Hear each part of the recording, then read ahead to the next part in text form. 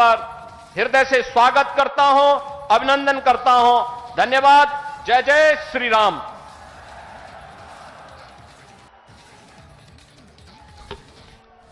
अब वो समय आ गया है, वो घड़ी आ गई है, वो लम्हा आ गया है, वो पल आ गया है जब हम भारत के यशस्वी प्रधानमंत्री जी को सुनेंगे।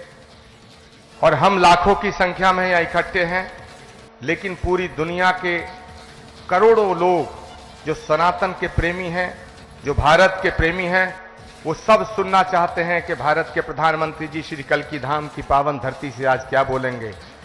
मैं आप सबसे हाथ जोड़ के निवेदन करना चाहता हूं, सभी संत वृंदों से, तमाम जनता से, सभी भक्तों से, सारे लोगों से, कि एक बार खड़े होकर के भारत के यशस्वी प्रधानमंत्री जी का स्वागत करें।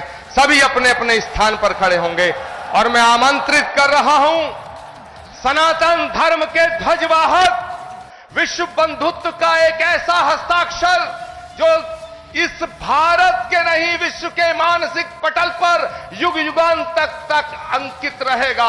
भारत के यशस्वी प्रधानमंत्री आदरणीय नरेंद्र मोदी जी, जोरदार तालियों से स्वागत। तालियां बजती रहे, जोरदार तालियों से स्वागत, अभिनंदन, वंदन, नमन।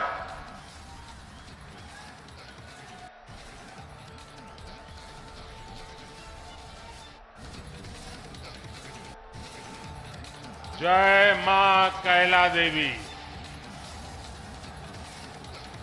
जय मां कैला देवी। जय मां कैला देवी। जय बूढ़े बाबा की। जय बूढ़े बाबा की।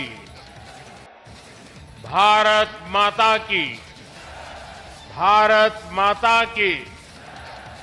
सभी संतों से प्रार्थना है कि अपना स्थान लीजिए।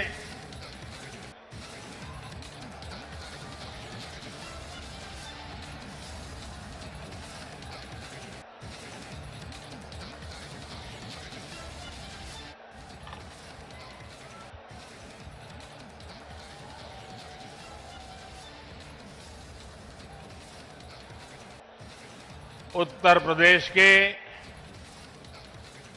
ऊर्जावान मुख्यमंत्री श्रीमान योगी आदित्यनाथ जी,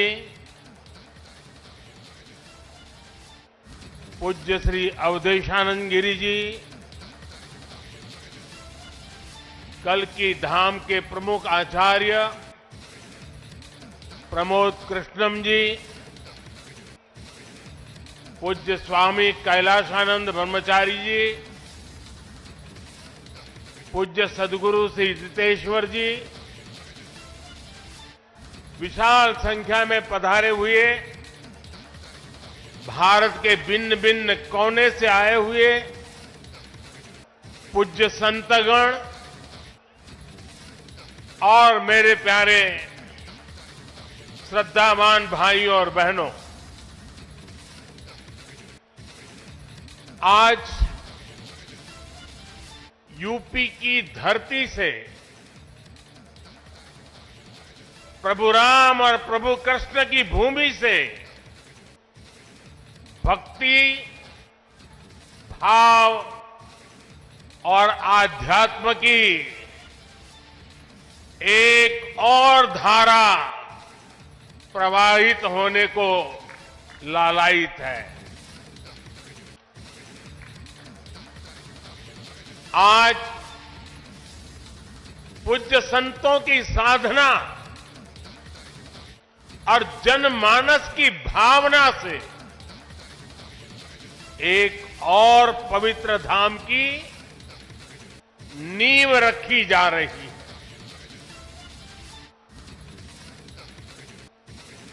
अभी आप संतों आचार्यों की उपस्थिति में मुझे भव्य कल्की धाम के शिलान्यास का सौभाग्य मिला है। मुझे विश्वास है कि कल्की धाम भारतीय आस्था के एक और विराट केंद्र के रूप में उभर कर सामने आएगा।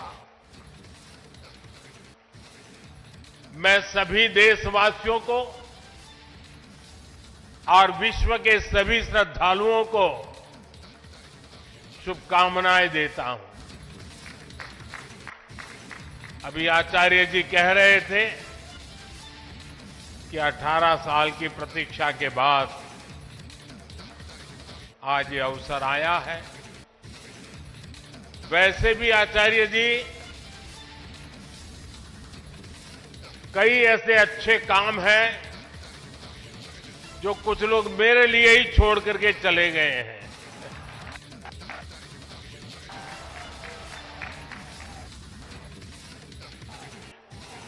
और आगे भी जितने अच्छे काम रह गए हैं ना, उसके लिए बस ये संतों का, जनता जनार्दन का आशीर्वाद बना रहे, उसे भी पूरे करेंगे। साथियों, आज छत्रपति शिवाजी महाराज की जन्म जयंती भी है। ये दिन इसलिए और पवित्र हो जाता है और ज्यादा प्रेरणादायक हो जाता है। आज हम देश में जो सांस्कृतिक पुनरोदय देख रहे हैं, आज अपनी पहचान पर गर्व और उसकी स्थापना का जो आत्मविश्वास दिख रहा है, वो प्रेरणा हमें छत्रपति शिवाजी महाराज से ही मिलती है। मैं इस अवसर पर छत्रपति शिवाजी महाराज के चरणों में श्रद्धापूर्वक नमन करता हूं, उन्हें श्रद्धांजलि अर्पित करता हूं। साथियों, पिछले दिनों जब प्रमोद कृष्णम जी मुझे निमंत्रण देने के लिए आए थे, जो बातें उन्होंने बताई, उसके आधार पर मैं कह रहा हूं कि आज जितना आनंद उनको हो रहा है, उससे अनेक गुना आनंद उनकी पूज्य माता जी की आत्मा जहां भी होगी, उनको होता होगा।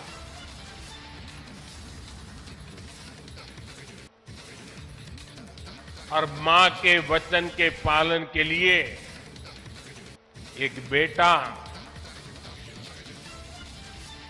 कैसे जीवन खपा सकता है, ये प्रमोद जी ने दिखा दिया।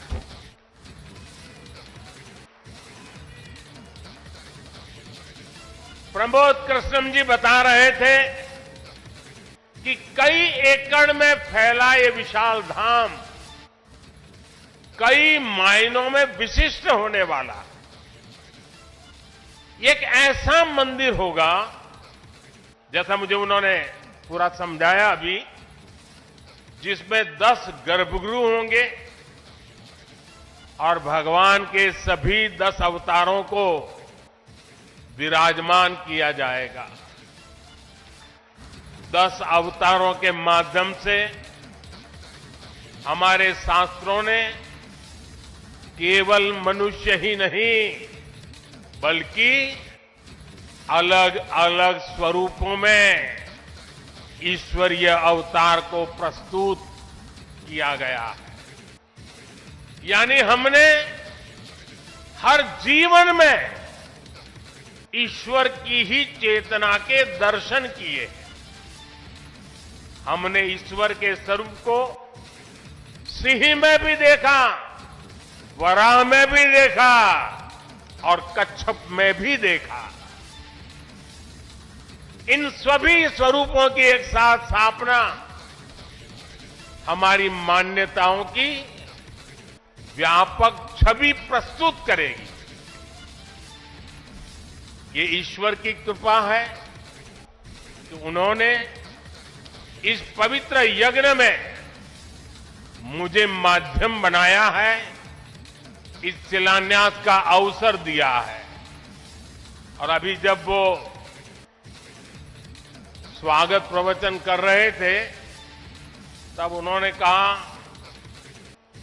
कि हर किसी के पास कुछ न कुछ देने को होता है, मेरे पास कुछ नहीं है, मैं सिर्फ भावना व्यक्त कर सकता हूं। प्रमोद जी, अच्छा हुआ कुछ दिया नहीं, वरना जमाना ऐसा बदल गया है कि अगर आज के युग में सुदामा श्री कृष्ण को एक पोटली में चावल देते, वीडियो निकल आती, सुप्रीम कोर्ट में पीआई हो जाती और जजमेंट आता कि भगवान कृष्ण को भ्रष्टाचार में कुछ दिया गया और भगवान कृष्ण भ्रष्टाचार कर रहे थे। इस व्यक्त में हम जुगर रहे और इसे अच्छा है कि आपने भावना प्रकट की और कुछ दिया नहीं।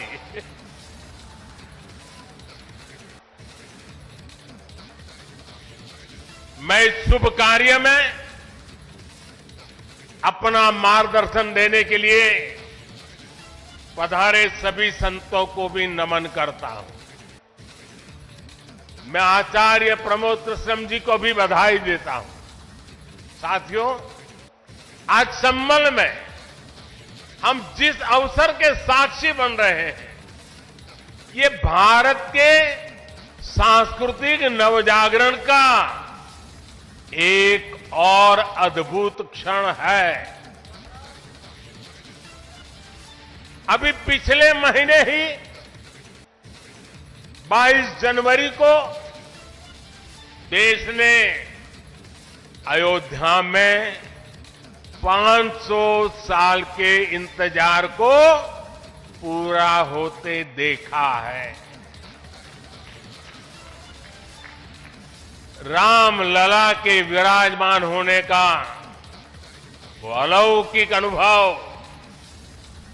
वो दिव्य अनुभूति अब भी हमें भावुक कर जाती है। इसी बीच हम देश से सैकड़ों किलोमीटर दूर अरब की धरती पर अबू धाबी में पहले विराट मंदिर के लोकार्पण के साक्षी भी बने हैं। पहले जो कल्पना से भी परे था, अब वो हकीकत बन चुका है। और अब हम यहां संभल में भव्य कल की धाम के शिलान्यास के गवाह बन रहे हैं। भाई और बहनों, एक के बाद एक ऐसे आध्यात्मिक अनुभव, सांस्कृतिक गौरव के ये पल हमारी पीढ़ी के जीवन काल में इसका आना, इससे बड़ा सौभाग्य क्या हो सकता है। इसी कालखंड में हमने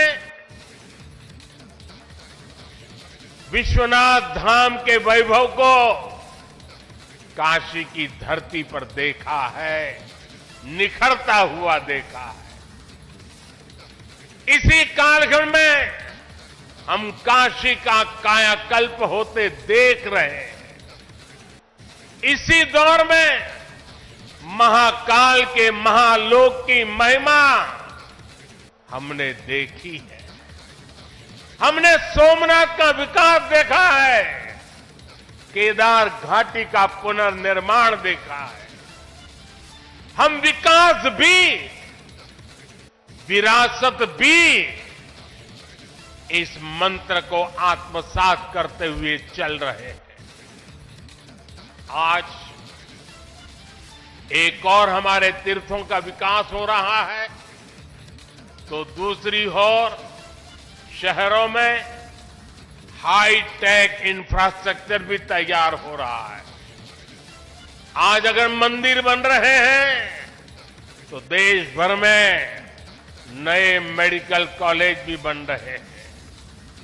आज विदेशों से हमारी प्राचीन मूर्तियां भी वापस लाई जा रही है और रिकॉर्ड संख्या में विदेशी निवेश भी आ रहा है। ये परिवर्तन प्रमाण है साथियों, और प्रमाण इस बात का है समय का चक्र घूम चुका है। एक नया दौर आज हमारे दरवाजे पर दस्तक दे रहा है। ये समय है हम उस आगमन का दिल खोलकर स्वागत करें। इसलिए मैंने लाल किले से देश को विश्वास दिलाया था, यही समय है, सही समय है। साथियों, जिस दिन अयोध्या में राम मंदिर की प्राण प्रतिष्ठा हुई थी, तब मैंने एक और बात कही थी। 22 जनवरी से अब नए काल चक्र की शुरुआत हो चुकी है। प्रभु श्री राम ने जब शासन किया तो उसका प्रभाव हजारों वर्ष तक रहा। उसी तरह राम लला के विराजमान होने से अगले 1000 वर्षों तक भारत के लिए एक नई यात्रा का शुभारंभ हो रहा है। अमृत काल में राष्ट्र निर्माण के लिए पूरी सहस्त्र शताब्दी का ये संकल्प केवल एक अभिलाषा भर नहीं है, ये एक ऐसा संकल्प है जिसे हमारी संस्कृति ने हर कालखंड में जीकर दिखाया है। भगवान कल्कि के विषय में आचार्य प्रमोद कृष्णम जी ने गहरा अध्ययन किया है। भगवान कल्कि के अवतार से जुड़े कई सारे तथ्य और शास्त्रीय जानकारियां भी आचार्य प्रमोद कृष्णम जी मुझे बता रहे हैं। जैसे उन्होंने बताया कि कल्कि पुराण में लिखा है, शंभले वस तस्तस्य सहस्त्र परिवत्सरा, यानी भगवान राम की तरह ही कल्कि का अवतार भी हजारों वर्षों की रूपरेखा तय करेगा। इसलिए भाइयों और बहनों, हम ये कह सकते हैं कि कल्कि काल चक्र के परिवर्तन के प्रणेता भी है और प्रेरणा स्रोत भी है। और शायद इसीलिए कल्कि धाम एक ऐसा स्थान होने जा रहा है जो उन भगवान को समर्पित है जिनको अभी अवतार होना बाकी है। अब कल्पना करिए, हमारे शास्त्रों में सैकड़ों हजारों साल पहले भविष्य को लेकर इस तरह की अवधारणा लिखी गई। हजारों वर्ष बाद की घटनाओं के लिए भी सोचा गया। ये कितना अद्भुत है, और ये भी कितना अद्भुत है कि आज प्रमोद कृष्णम जैसे लोग पूरे विश्वास के साथ उन मान्यताओं को आगे बढ़ा रहे हैं, अपना जीवन खपा रहे हैं।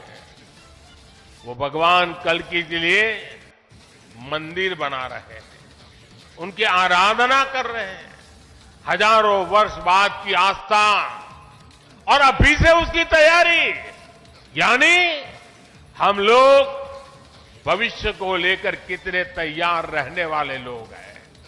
इसके लिए तो प्रमोद कृष्ण जी वाकई सराहना के पात्र हैं। मैं तो प्रमोद कृष्ण जी को एक राजनीतिक व्यक्ति के रूप में दूर से जानता था, मेरा परिचय नहीं था।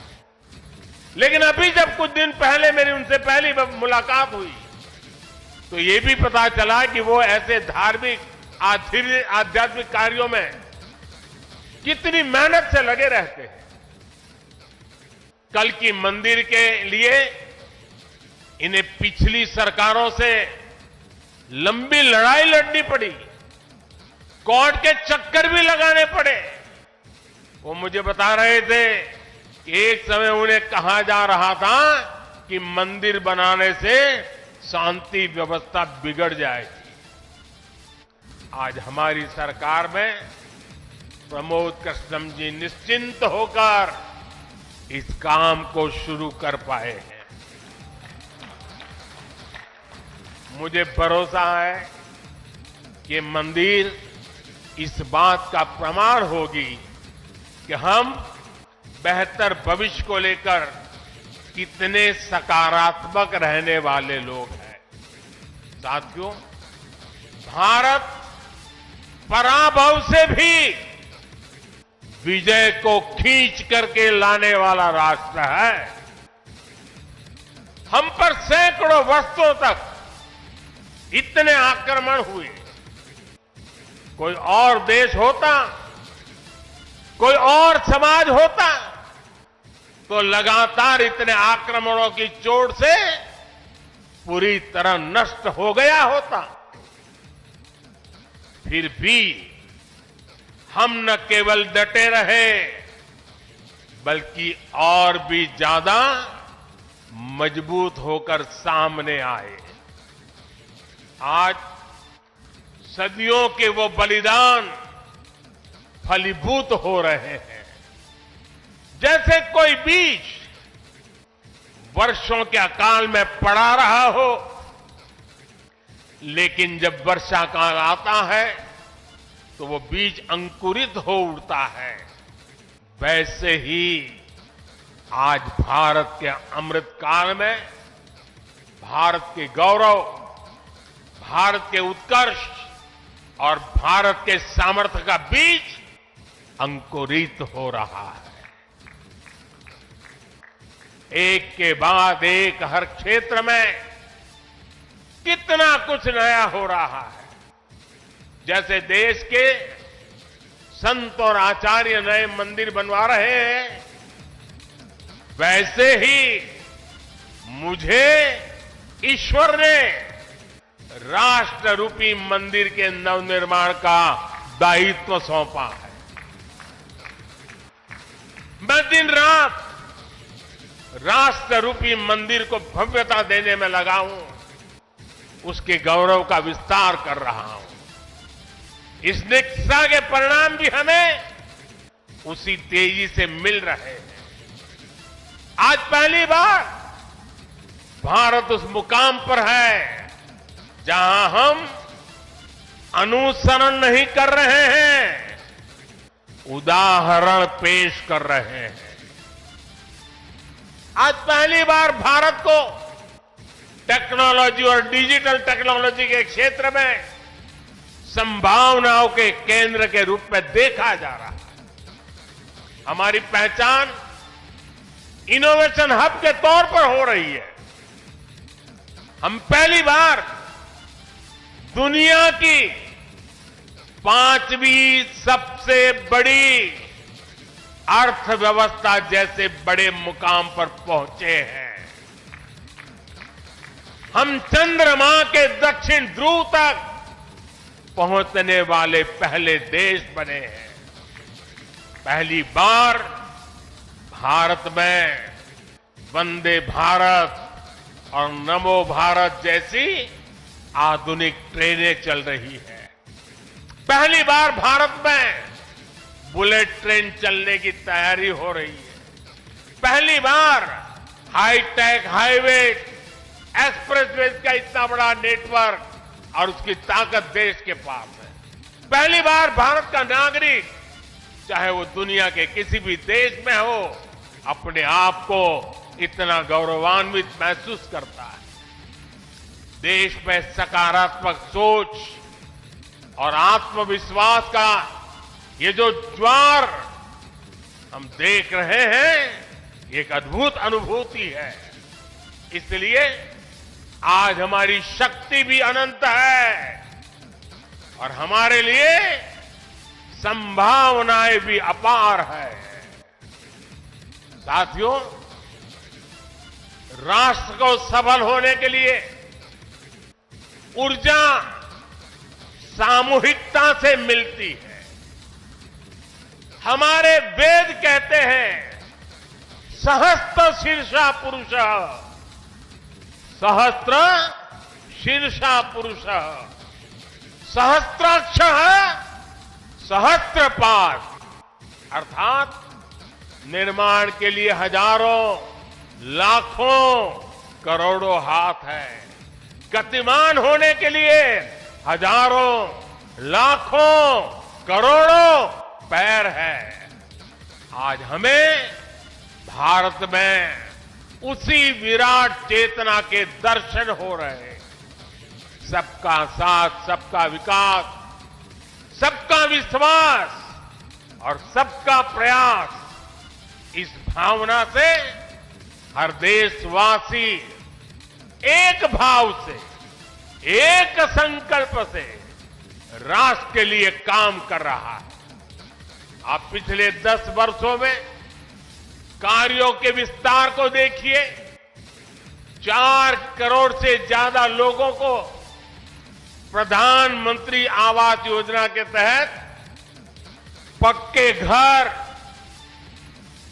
11 करोड़ परिवारों को शौचालय यानी इज्जत घर, 2.5 करोड़ परिवारों को घर में बिजली, 10 करोड़ से अधिक परिवारों को पानी के लिए कनेक्शन, 80 करोड़ लोगों को मुफ्त राशन, 10 करोड़ महिलाओं को कम कीमत पर गैस सिलेंडर, 50 करोड़ लोगों को स्वस्थ जीवन के लिए आयुष्मान कार्ड, करीब 10 करोड़ किसानों को किसान सम्मान निधि।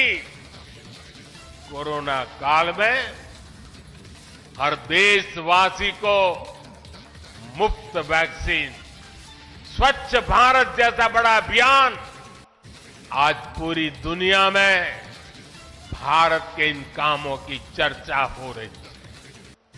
इस स्केल पर काम इसलिए हो सके क्योंकि सरकार के इन प्रयासों से देशवासियों का सामर्थ्य जुड़ गया। आज लोग सरकार की योजनाओं का लाभ दिलाने के लिए गरीबों की मदद कर रहे हैं। लोग 100% सैचुरेशन के अभियान में हिस्सा बन रहे हैं। गरीब की सेवा का ये भाव समाज को नर में नारायण की प्रेरणा देने वाले हमारे आध्यात्मिक मूल्यों से मिली है। इसलिए देश ने विकसित भारत का निर्माण और अपनी विरासत पर गर्व के 5 प्राणों का आह्वान किया है।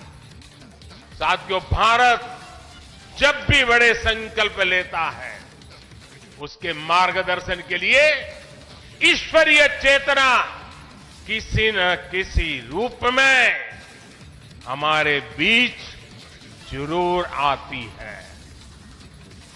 इसलिए गीता में भगवान श्री कृष्ण ने कहा, संभवामि युगे युगे, इतना बड़ा आश्वासन दे दिया है। लेकिन इस वचन के साथ ही तो हमें ये आदेश भी देते हैं कि कर्मण्येवाधिकारस्ते मा फलेषु कदाचन, अर्थात हमें फल की चिंता के बिना कर्तव्य भाव से कर्म करना है। भगवान का ये वचन, उनका ये निर्देश आज 140 करोड़ देशवासियों के लिए जीवन मंत्र की तरह है। अगले 25 वर्षों के इस कर्तव्य काल में हमें परिश्रम की पराकाष्ठा करनी है। हमें निस्वार्थ भाव से देश सेवा को सामने रखकर काम करना। हमारे हर प्रयास में, हमारे हर काम से राष्ट्र को क्या लाभ होगा, ये प्रश्न हमारे मन में सबसे पहले आना चाहिए। यही प्रश्न राष्ट्र की सामूहिक चुनौतियों के समाधान पेश करेगा। मुझे विश्वास है कि भगवान कल्कि के आशीर्वाद से संकल्पों की हमारी ये यात्रा समय से पहले सिद्धि तक पहुंचेगी। हम सशक्त और समर्थ भारत के सपने को 100% पूरा होता देखेंगे। इसी की कामना के साथ आप सभी का मैं बहुत बहुत धन्यवाद करता हूं और इस भव्य आयोजन के लिए और इतनी बड़ी तादाद में संतों के आशीर्वाद प्राप्त करने के लिए मैं हृदय से प्रणाम करते हुए अपनी वाणी को विराम देता हूं। मेरे साथ बोले भारत माता की, भारत माता की, भारत माता की। बहुत बहुत धन्यवाद।